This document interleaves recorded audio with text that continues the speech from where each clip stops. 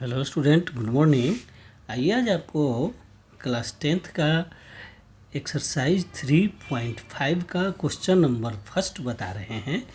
ये क्वेश्चन आपके पास है कि which of the following pair of linear equation has unique solution, no solution, infinite many solution.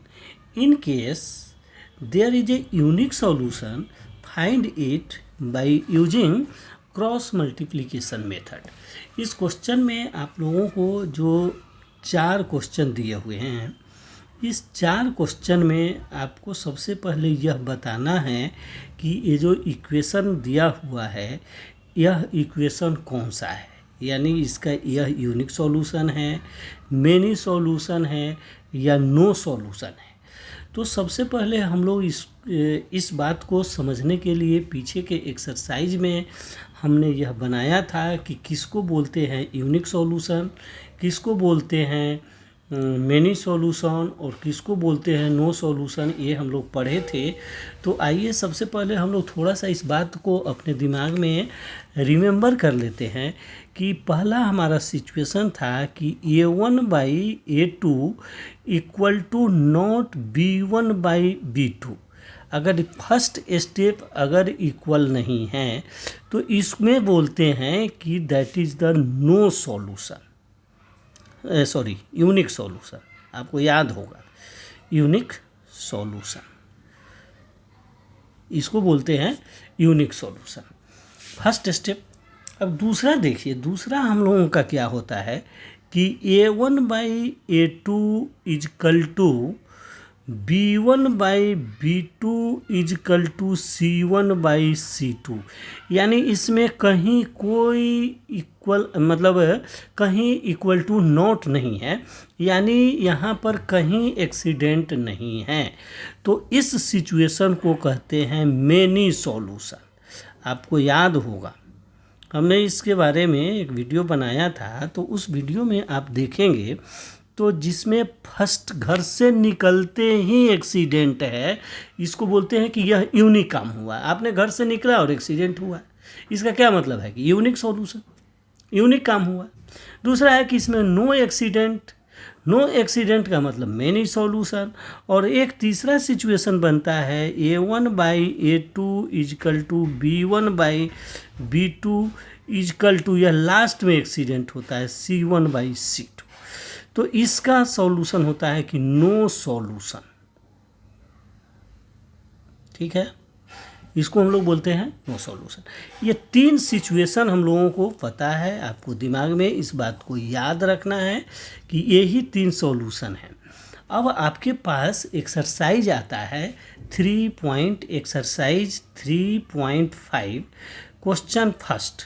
Question first में आपको दिया हुआ है 4 क्वेश्चन, जिसमें फर्स्ट इक्वेशन पर हम लोग आ जाते हैं। ये देखिए फर्स्ट इक्वेशन क्या है। फर्स्ट इक्वेशन है x - 3y, हम लिख रहे हैं यहाँ पर x - 3y -3 इक्वल टू 0, और दूसरा है 3x - 9y -2 इजकल टू 0। अब आपको ये क्वेश्चन आपको दिया हुआ है, this is the first equation and this is the second equation. अब इस दोनों इक्वेशन को देख के आपको बताना है कि यह कौन से कंडीशन को सेटिस्फाइड करता है। अब जैसे देखिए यहाँ पर कोई नंबर नहीं है, इसका मतलब 1 है, तो यह क्या हो गया 1/3, और दूसरा क्या होगा 3/9। तो 3/9 को आप काट के 1/3 लिख सकते हैं, और यह क्या है -3/-2, माइनस से माइनस कैंसिल हो जाएगा तो 3/2 होगा।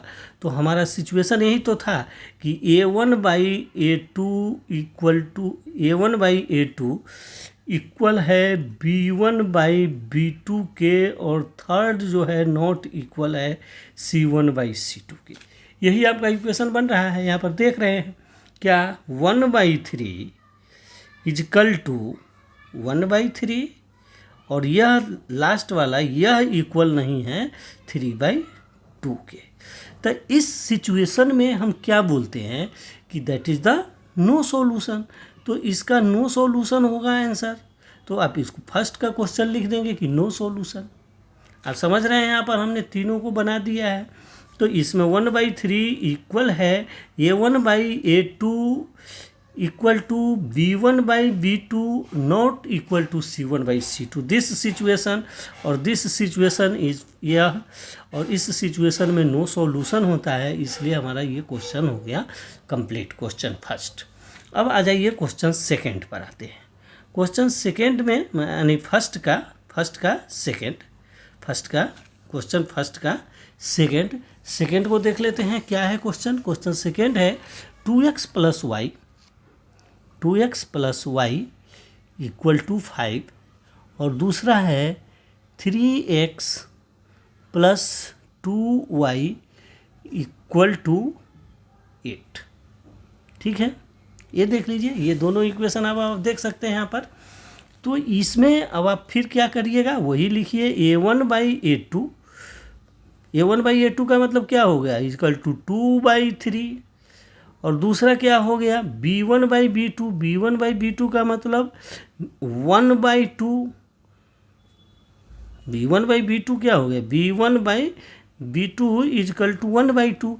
तो अब देखिए A1/A2 2/3 और B1/B2 1/2, तो ये दोनों बराबर नहीं हैं। यानी आप लिख सकते हैं कि A1/A2 इक्वल टू B1/B2 जो है यह इक्वल नहीं है। क्यों? क्योंकि 2/3 इक्वल नहीं है 1/2 के।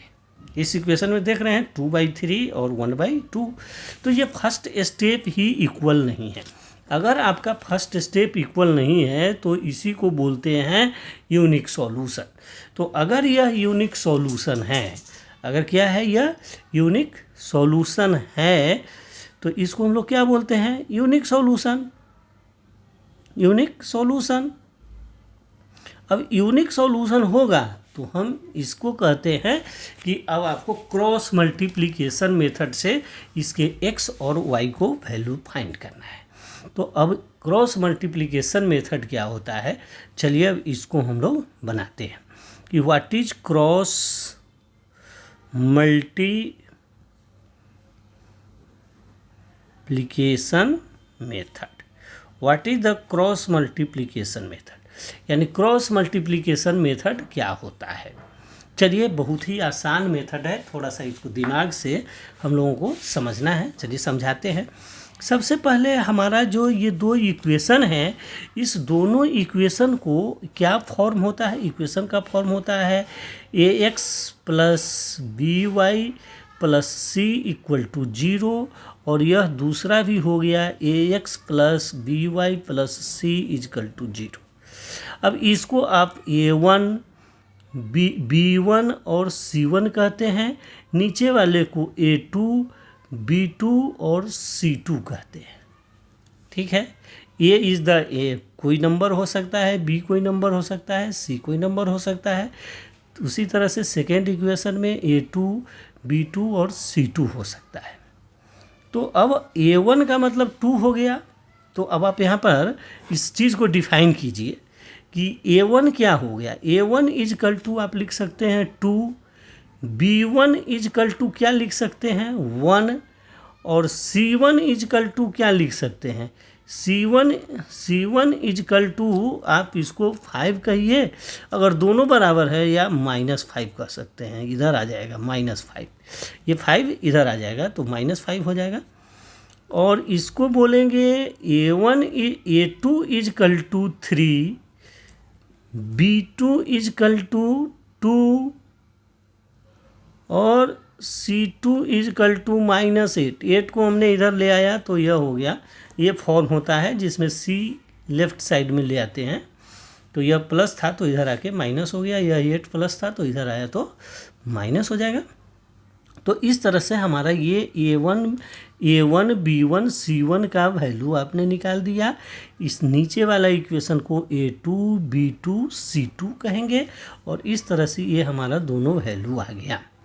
अब हम लोग क्रॉस मल्टीप्लिकेशन मेथड पर आते हैं। देखिए, क्रॉस मल्टीप्लिकेशन दो तरीके से बताया गया है, बट आपको यहाँ पर समझना है कि हम एक यूनिक टेक्निक दे रहे हैं क्रॉस मल्टीप्लिकेशन का। क्रॉस मल्टीप्लिकेशन में हम लिख सकते हैं, एक लिख दिया x, दूसरा लिख दिया y और तीसरा लिख दिया 1। ये आपको लिखने आएगा। देखिए, x लिखा, y लिखा और 1 लिखा, राइट। अब जो है x, y और 1 लिख सकते हैं। इसके बाद हम x के नीचे फ्रैक्शन डाल देंगे, y के नीचे फ्रैक्शन डाल देंगे और 1 के नीचे भी हम फ्रैक्शन डाल देंगे। ये बात आपको समझ में आया।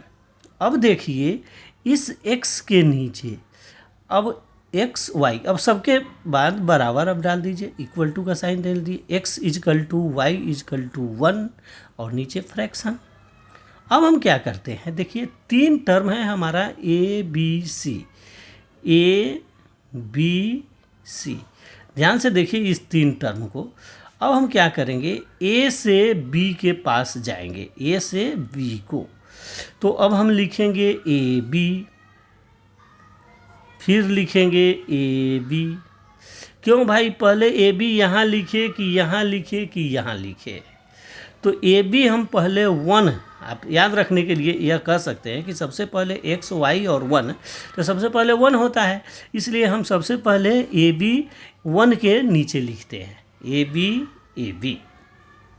अब दूसरा क्या होगा, बी सी। देखिए यहाँ पर बी सी, बी से चले सी के पास, तो बी सी अब कहाँ लिखेंगे, एक्स वाले जब जो स्टार्टिंग है उसके पास, तो हम यहाँ भी 2 जगह लिख देंगे, बी सी।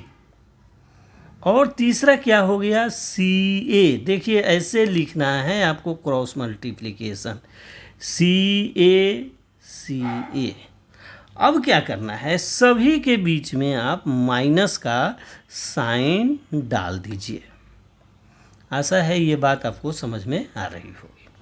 अब सभी में क्या लिखेंगे, 1 2 2 1, 1 2 2 1।